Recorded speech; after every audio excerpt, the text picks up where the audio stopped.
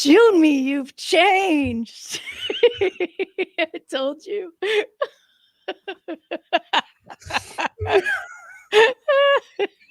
Yeah. Jyunmi is much better at the video part than I am, but I want to get us oriented. So here we go. Thank you. In a world where the ground defined our limits, what happens when the sky becomes your sidewalk? Welcome to the SciFi AI Show, where science fiction's wildest dreams keep regularly crash landing into today's reality.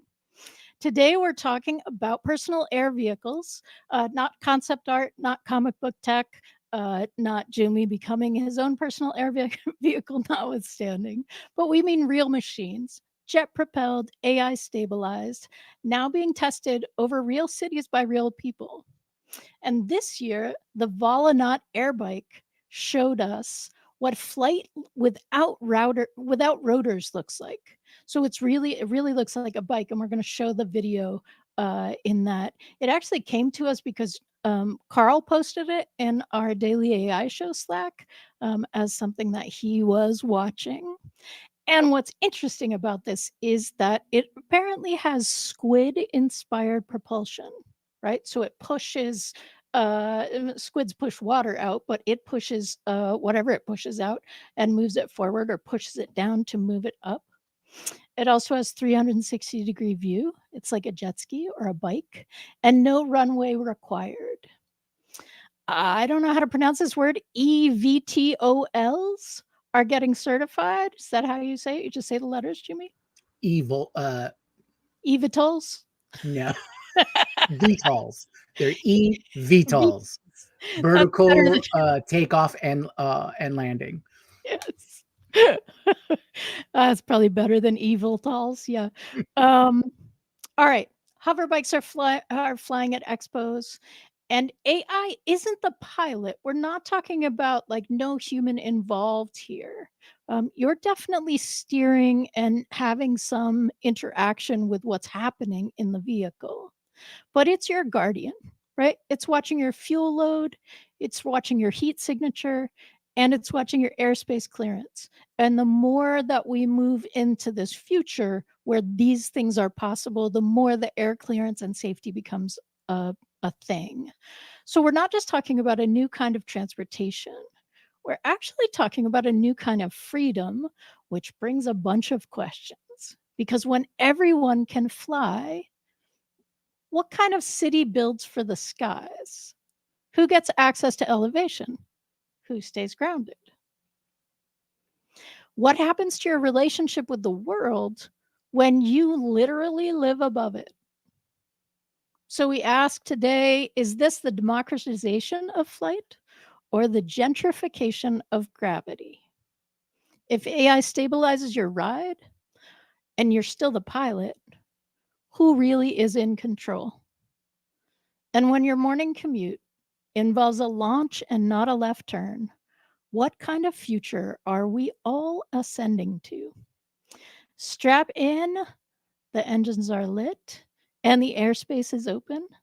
Let's fly. And I'm sorry, Jyunmi, I have to do it again. Come on, let's fly. And now I notice that there's no audio, so we'll I'm learning this. I'm learning all this. Here we go. All right. So I'm Beth Lyons. I'm joined, and we both host this wild show that we have. Jyunmi Hatcher. Jyunmi, what are you thinking about all this stuff? And also, I must say, really, really nice, really nice black leather test pilot suit there. Right. Well, like I was saying before we went live, I do love how AI renderings of myself always make me look far better than than real life. So yeah, that's the goals, right? Flight suit goals. That's what we'll call it. Hashtag flight suit goals. All right.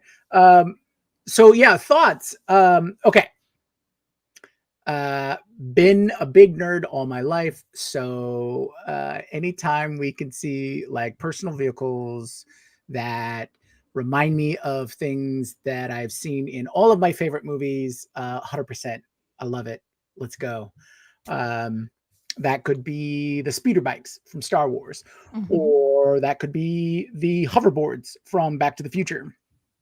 You know, even some retro, concepts from way back in the day with jetpacks. Right, everybody was going to have their jetpack from, from the early turn of the century. That's like 1920s. The Rocketeer, you know, Right. those kinds of things. Flash Gordon always had that kind of stuff. I think the idea of, like you had mentioned, that whole freedom, independence. I work in three directions, three dimensions. That kind of stuff has always been a dream. The most common most common superpower that people want to have is flight, Right. because it's something that we just inherently don't do. um and we don't experience it. We've literally built machines to make sure so that we could experience the thrill of flight. So birds. Always super jelly about birds and being able to fly wherever, things like Yeah. that. But yeah, I think these are the kinds of things where we the sci-fi that we've seen in the past as children are now coming to reality, right? Mhm. It might have been a decade or two slower than what had people had really imagined back in the day, or first imagined back in the day, but now we're getting to see it. We're getting to see those various VTOL type vehicles. I mean, I saw there's been a jetpack around where you actually have like jet thrusters on your hands, Right. and you can fly around. There's a company in Dubai that's selling flight suits with actual portable jet engines, so that you can glide like a flying squirrel and fly around in the air for like 20 minutes. Mhm. This is the latest in those kinds of things. Also, just a year or two ago, a couple of years ago, there was a company that had come out with a personal jet flyer, right? Mhm. One person vertical takeoff and landing flyer. That basically, think of it as a small dune buggy that you you can fly around on. And Mhm. that's been a startup trying to get franchises for that kind of thing going. So this is definitely a space that there's going to be constant development. But having something that's in the size of a small motorcycle, that's pretty awesome. Right?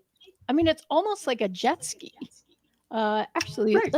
let's show a little bit about what we're talking about in terms of our inspiration here. Let me grab that.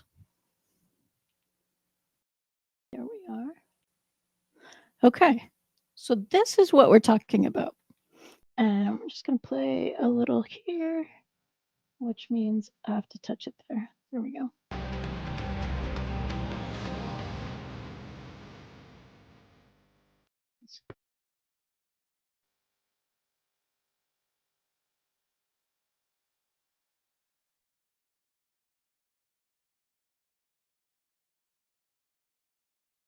And you can see it's not even as long as a motorcycle.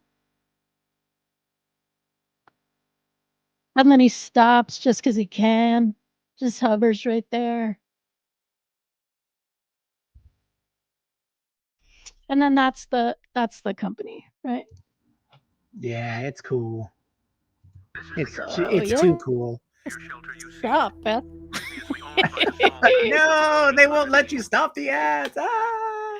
There we go. Um, All right, cool. um, I So did. Go ahead. Sorry. so what we see with that is, I mean, again, there's the this is very um this is very slick and not a lot of information about it. But one of the reasons that I'm referencing it is because for our purposes, it almost doesn't matter whether it actually exists yet or not, because it it has bones that will make it exist, right? There's the jetpack, there's the glider, there are like volocopter kind of things where basically you're sitting in a drone, right? And you've got uh, multiple rotors happening above your head. What what this felt like was the actual concept of freedom, right? I mean, there's something about sitting in a box with like 12 whirlies going above you that that maybe feels really powerful, but it's different if like you're riding a jet ski in the sky, right? Yeah. Uh, it's it's also far more. You're far more exposed, which I guess is Yes. part of like the motorcycle thing. And I know Jude was mentioning in chat. It's like, oh, what happens when it fails? Well, here's the thing.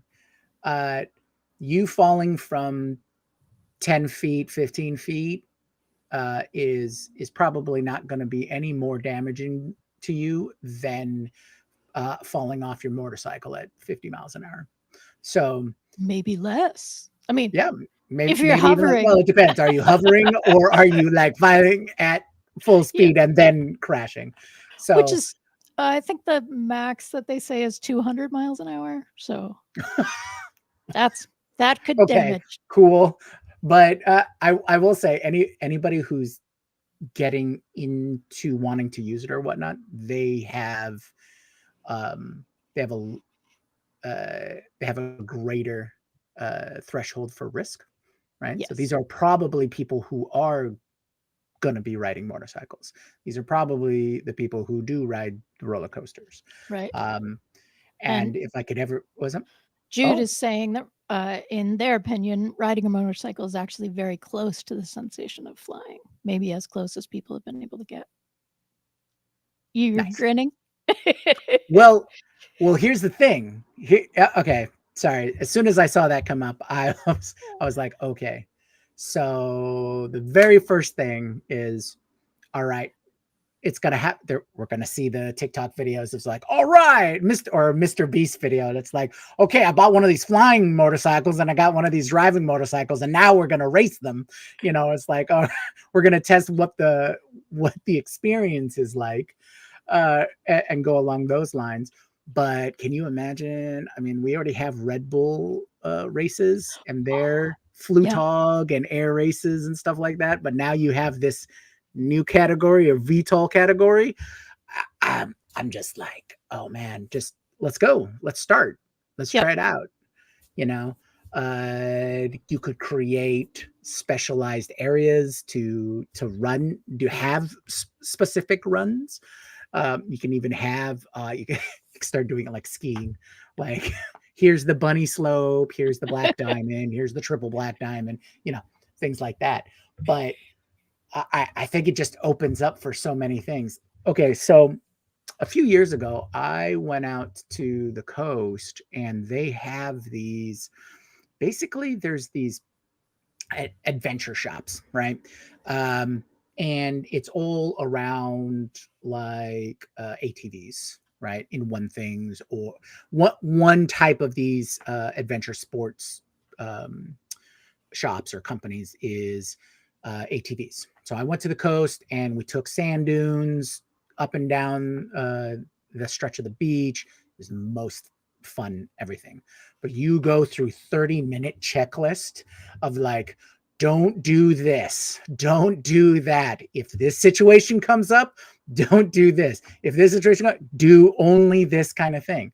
But once you get through it, it's incredible amount of fun. And so that's ATVs, that's dune buggies, all of these kinds of recreational vehicles, right? There are ones like the parasailing, and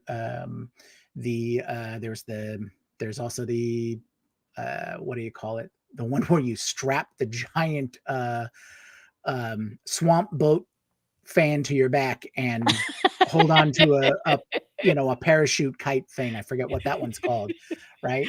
And so these are all those kinds of things, including jet skis and water skiing, and these are all of these recreational vehicle based sports and events.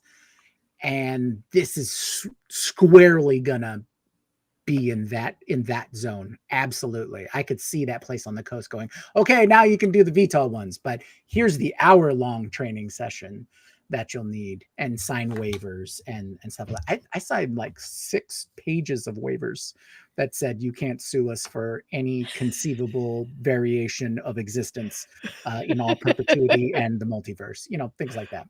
But you know, but it was so much fun, right? And that was like 3 hours of absolute bliss.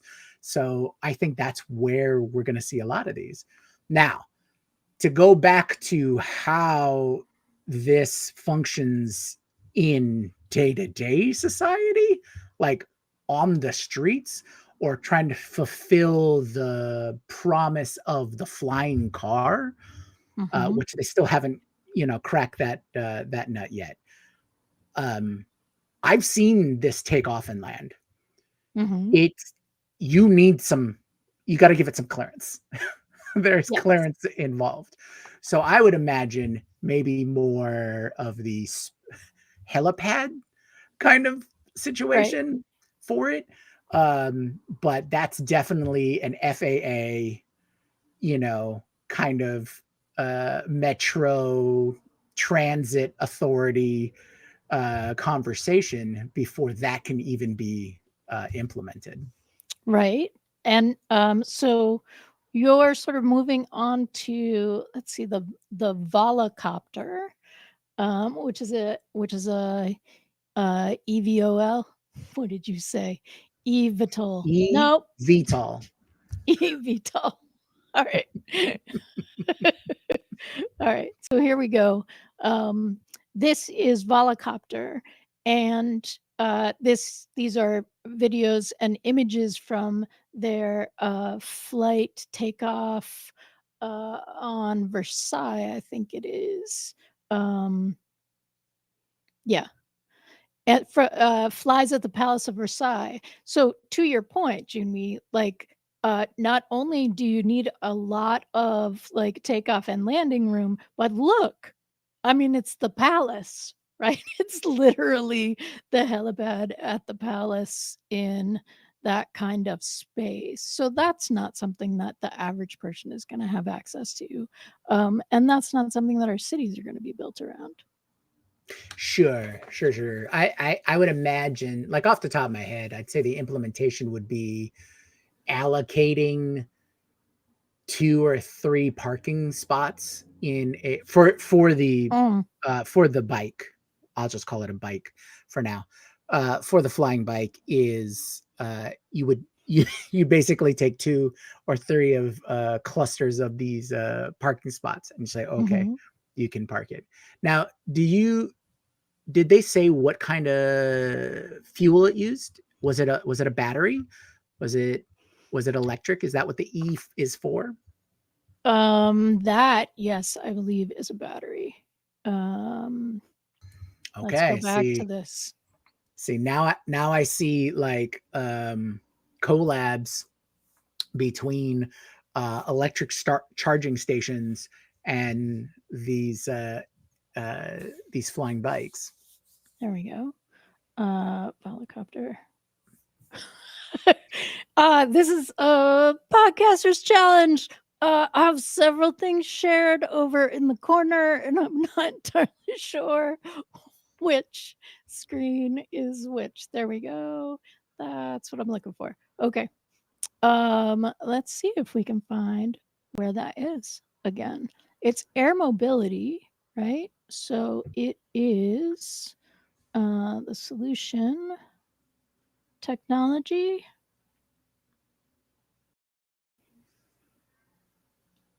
E may stand for engineered. Yeah, I'm not sure. It could be But like the what the I means in iPad, right? yeah, yeah, it's a cut above. But I do see more and more as we are moving through these kinds of things that um, that we are moving more into an electric thing. That may Mhm, not be something that is happening with this right here. E may be engineered, not electric. Um, but to Justin's question, I feel certain that there are seatbelts in this kind of scenario here, even if they're not on the Airbike. And I do think as we're moving forward in this, these are likely to have more and more, like at least a solar or a wind. Like this seems designed to potentially be able to get some of the energy creating experiences that are sky based, right? Like you have mhm. there's nothing between you potentially and the sun, or you're able to get more wind from that. Not sure how it interacts, but it's a far cry from the images of the jetpacks where you're basically wearing like an engine on your back and several large flammable containers of fuel right there next to your very flammable body. That stuff scares the bejesus out of me. Yeah, I'd still want one. Uh, uh, and along these lines of just breaching that barrier of personal vehicle experiences versus having to take ride a plane or along those kind of things is that one video that was going around about, I forget who it was, they said it was from, but they made a horse Oh, right. essentially, Yeah. right? uh didn't take the time to verify if it was real or fake, but it was super cool. And so so would I want one of those over my hover bike? Now that's a really good question, because one of those could potentially get you into places that you couldn't uh, you couldn't get to otherwise. Right. Maybe there's no place to land the hover bike, but the hover bike's also very, very small, so maybe that's mitigated as well. I don't know. It's all But about that, range and all these kinds of things, but I guess it's a kind of a different experience between riding a horse and driving a motorcycle, right? yes, but the horse, I mean, it's a horse, but it sort of also looks like a robot dog, right? So it's Oh, potential you could strap your groceries onto that and have them brought in, which is not, I think, going to happen with your air bike jet ski kind of combination. But also the pricing. These personal air devices, these personal air vehicles start, like even the glider ones seem to start around 100,000, 150,000, and then for a custom thing like, or a small run thing like the air bike, I suspect that's going up into hundreds of thousands, multiple hundreds of thousands, and perhaps million kind of thing. And the even the robot horse, I think, is likely to be a kind of form factor that is going to drop in price in the ways that we're seeing the personal robots um, come at, like none of them are really out and about, but people mhm. are talking around 30,000, right? The Well, ones from China are less.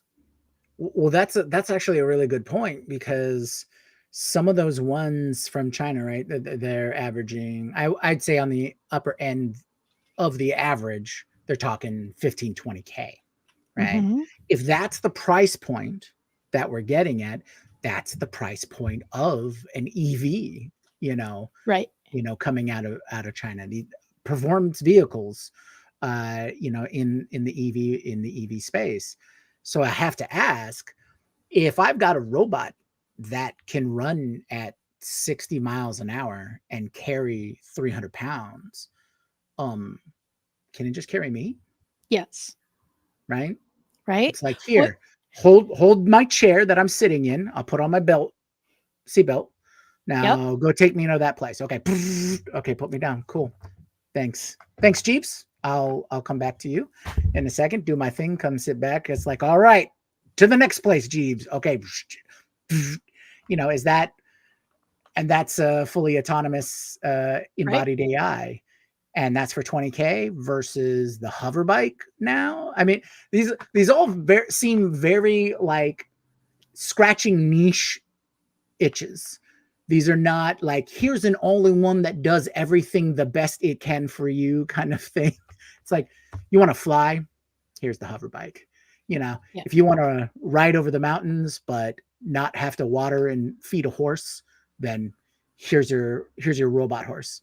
Well, um, yes, you and know it seems like maybe it's the difference between what you purchase and what you have access to, right? So you did the dune buggy experiment, or sorry, experience. Also experiment. Um, but you didn't go out and buy a dune buggy, right? Like that's an experience that you can sure. have without having to own it. You know where you could go again. And for me, that sort of seems a difference between the air bike, which I would say is akin to a jet ski an experience. Mm-hmm. And I don't live on a coast, so it wouldn't make sense for me to have a jet ski. But even if I did, I don't know that I would use it often enough that it would justify purchase versus rent every once in a while when that's an experience that I want to have. But the robot horse, the robot dog, like now we're talking. And Jumi and I have a good friend who uses a power wheelchair.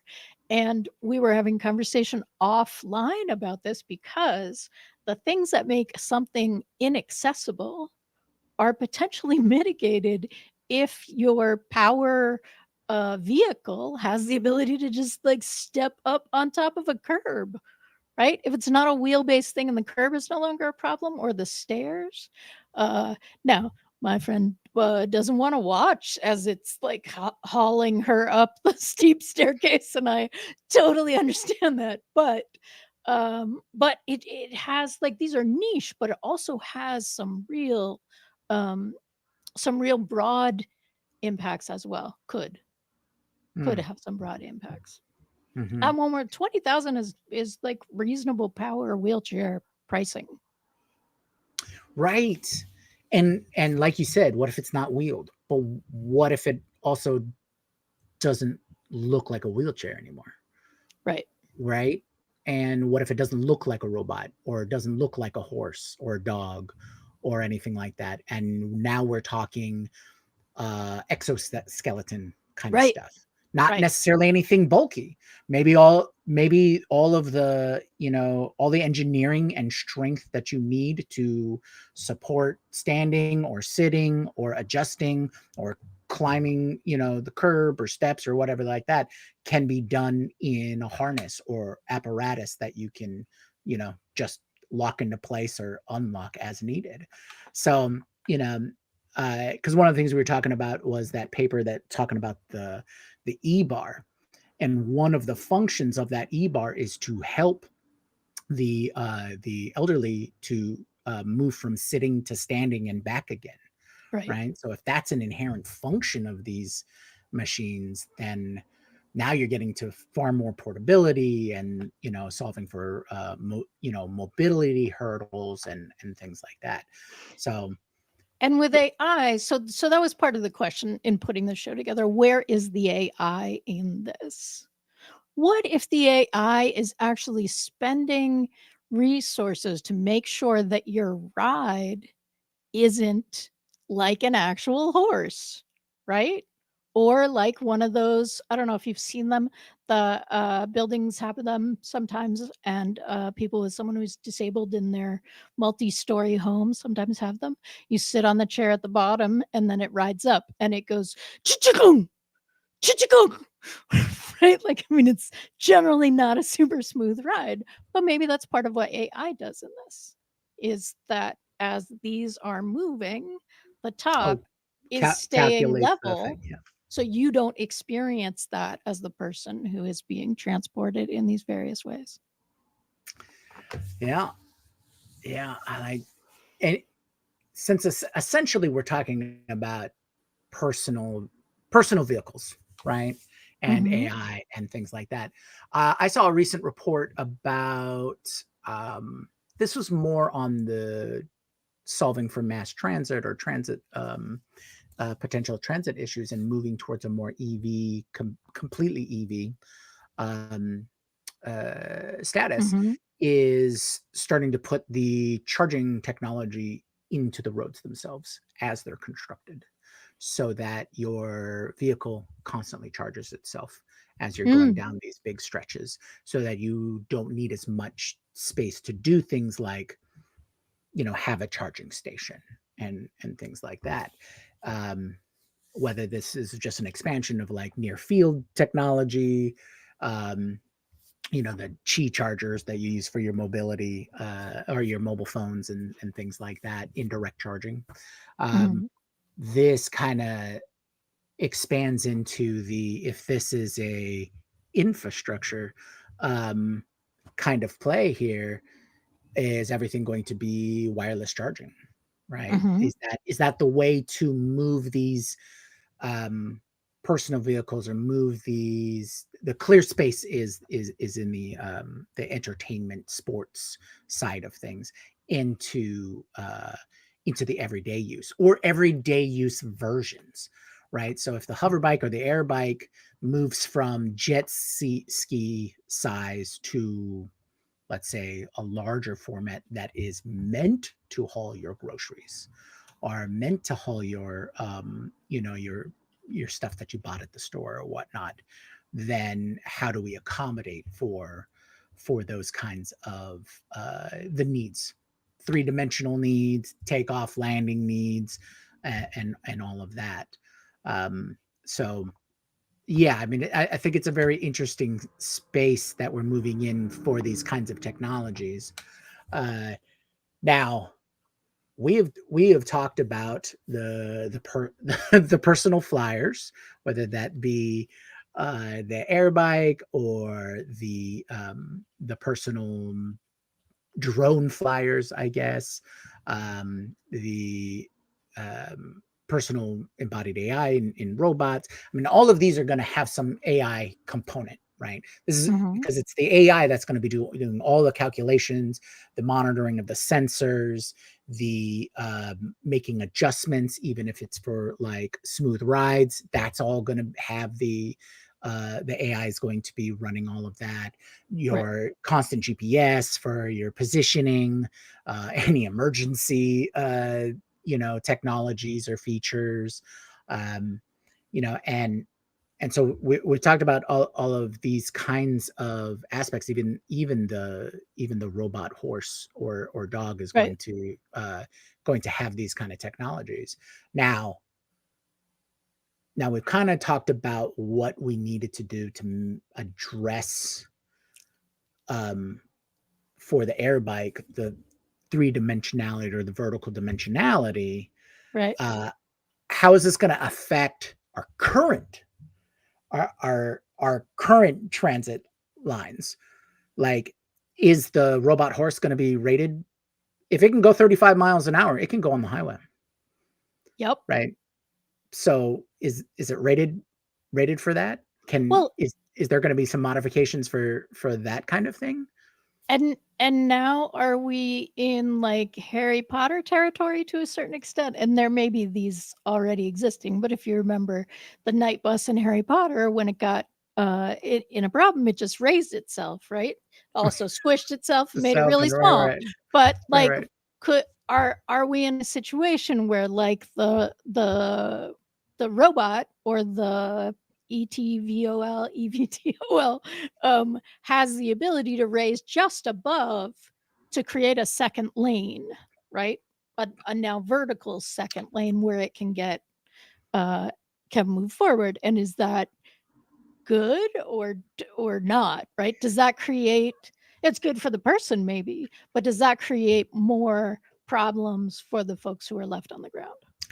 Well, if we are going to use sci-fi as an example of how that's been displayed or presented or solved for, there are two key examples that I would point you to. Number one would be any scene in Coruscant from Star Wars, any of the Mhm. Star Wars films. This is an any how do they pronounce it? It's a planet-wide city. Its city covers the whole planet. I think that's called an Enopolis. I don't know. I have to say the word. I haven't played Stellaris in so long. That's where I learned that term from. Okay, I but I will believe any way you pronounce it. And we will hear from our right, community yeah, when we have to Gareth, pronounce it go, good. Jude, go. And it clearly shows that there are clear lanes, right? Both vertical and horizontal lanes that have been established um, as to where traffic can go and then what the ability of traffic has to join those lanes. Mhm. Now, admittedly, what I don't see is low level flying of larger vehicles. Spaceships go to a spaceport, Okay. right? Yep. They come out from orbit and go in through the atmosphere and then go to a spaceport, just much like airlines go to and from an airport. So, anytime you're in the urban setting or in between buildings, these clear lanes are shown. Now, the other one, which I think is a more accurate look at how vertical transport um, is going to look like, is the fifth element. So Mhm. the fifth element shows a very condensed, like New York City, right? The buildings are all jammed together. There's clear lanes of traffic, but but as you go through the movie, you see how flying vehicles can move between the different layers of traffic and different layers of the city, which is kind of funny to say because it's all above ground. But there's a certain point where the sunlight no longer reaches, but you're still above the ground. That's a whole other thing. But these are great examples to show that it still requires guidance or Right. guide rails, right? So this is where we're going to get into more of the Minority Report examples, right? It's all about stages. Mhm. It probably won't be it probably won't be a mainstream, like, established inter-air lane kind of thing until there's that much traffic, right? They'll probably just be zones, sort of like how they do drones now. Like, drones operate between so much feet before they get into airspace that's controlled by the FAA and for aircraft, and then there's so much feet below that that's controlled by the local municipalities and things like that. And that's kind of where, like, general drone law is around, right? What guidance is there for that? Um, so Ooh, so this is all just to highlight that, yes, there is multiple steps that we're going to have to right. go through, and it'll just be in, and I would say for the first few years, because these things are expensive. If they were cheap, then it might be closer to uh, easier or faster development or purchasing or expansion, adoption, I guess. Um, so for the first few years, what we have to all of these types of personal air vehicles are going to be in that entertainment or specialized space, just like Mhm. how you can't drive your race car down the road. You have to tow it or move it to the racetrack where you can then drive it because it's not road legal. I'm Right. sure an air bike is not going to be road legal. But it's interesting because would then all right. So I was very influenced to a certain extent in college. We read Robert Heinlein's The Roads Must Roll. And that's about a conveyor belt and bad things happen. But it made massive sense to me that why don't cars come into cities and hook into something that is keeping people like at a safe distance from each other? And I'm sure there's a million reasons why that's not true. It's probably a really bad idea. But if we were doing it in the air, that something like that could happen, right? So that you're like engaged in like freedom and riding around and doing things when you have a certain amount of space around you. But then, when you come in closer together, the the AI, yes, I'm seeing it just like crash and burn in my head. But the AI system that protects the airways sort of takes over the motion of your vehicle, so you're always at a safe distance from people. Now, Oh, I suppose yeah. if you were really Yeah, going to that do that, that we've seen in Minority Report, where the AI system controls all of the traffic inside the city, which makes perfect sense to me. I'm sure people will want a hybrid approach, and that you can find in Demolition Man, a mm, Sandra Bullock movie with Sylvester Stallone and Wesley Snipes, and is quite fun, and apparently has a Mandela effect attached to it. Uh, ooh. Everybody, it is Taco Bell that won the franchise wars. All right. Don't let anyone convince you otherwise. All right. Um, but what they have is they have an AI controlled transit system, but you can go into manual mode.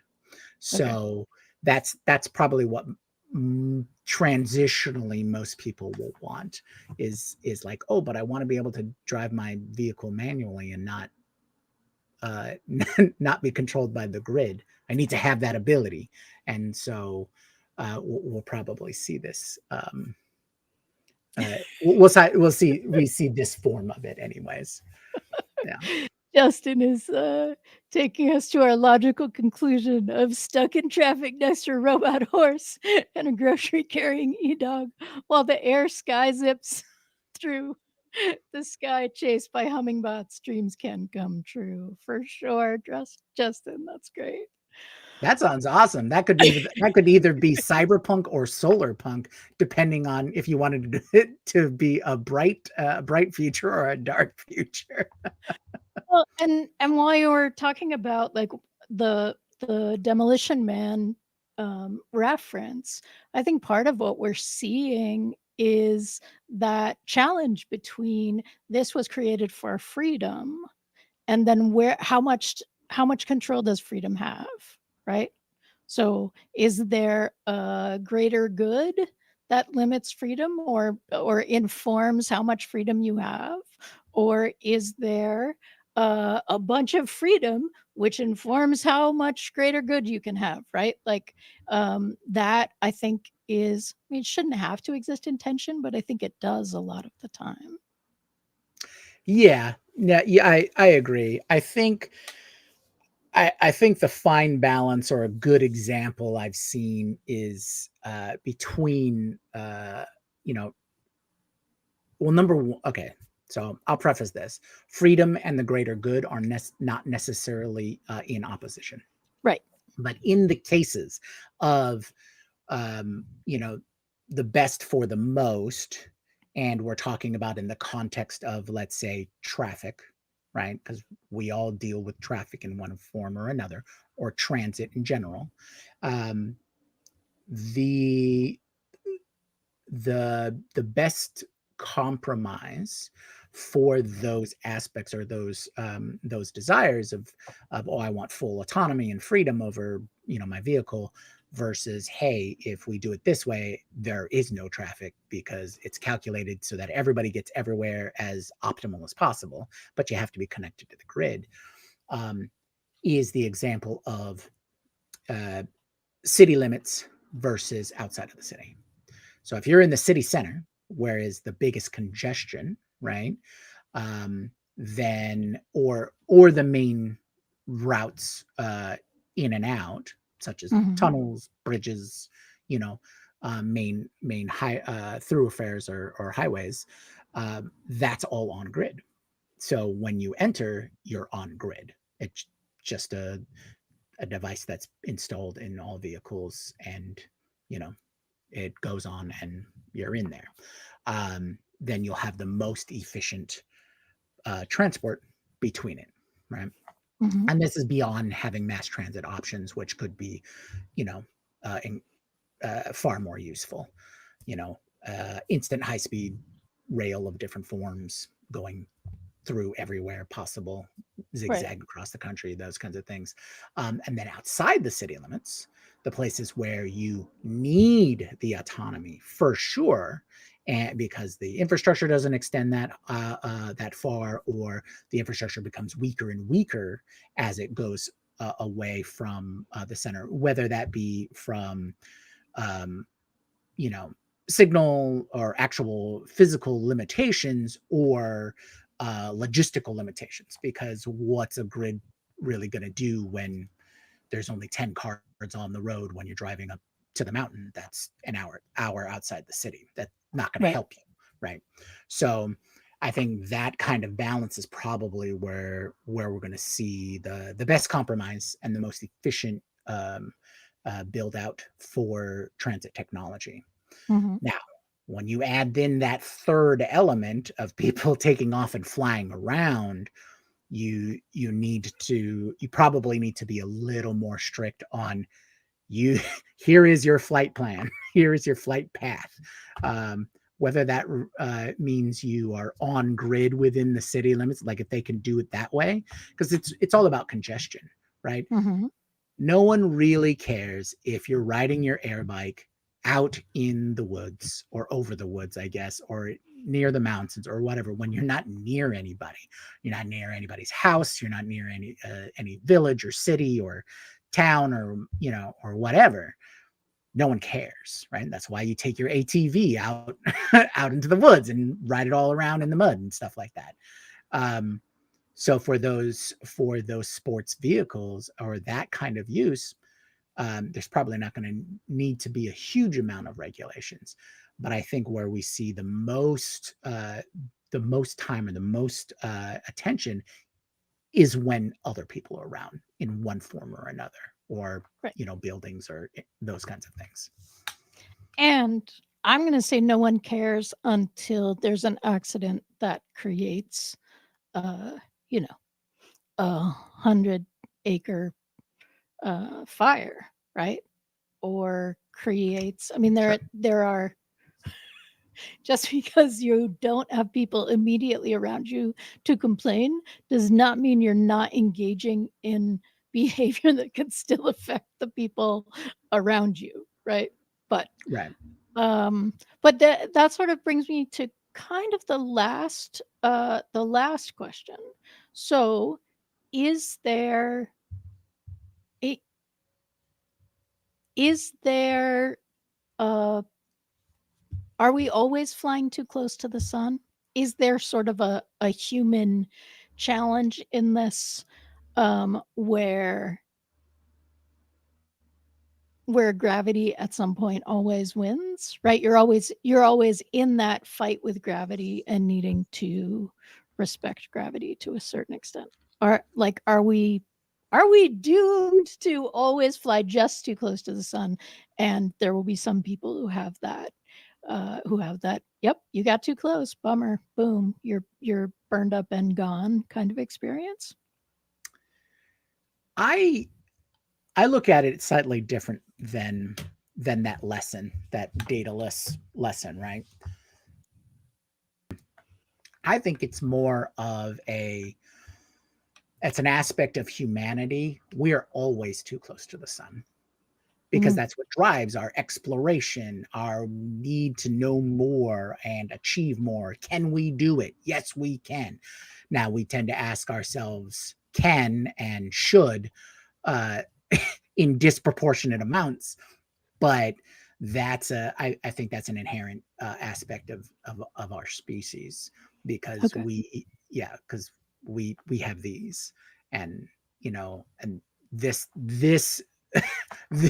this beneficial mutation um, is our strongest tool, right?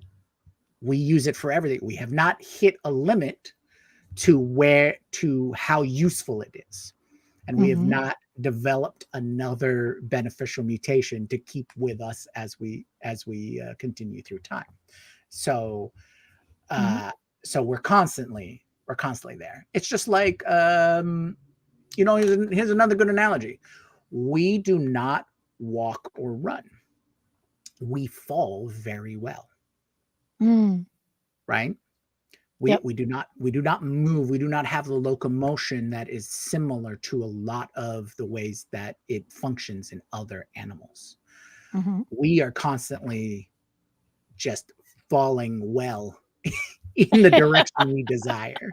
So I think we are comfortable at a base level of where you know we're just comfortable at a base level of that constant chaos on that level.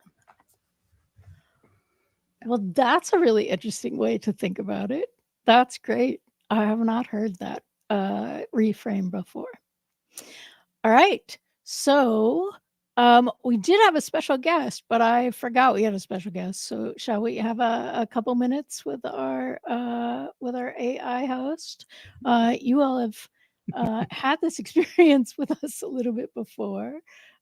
So let's see if we can get Maya working. Can we get Maya working? There we go. Yeah, here we go. Oh, come on. No, Maya, we're not doing that. We're not doing that, lady. You can call me Beth. No, we may not be doing this. Here we go. Thank you. No, I'm not telling you my birthday.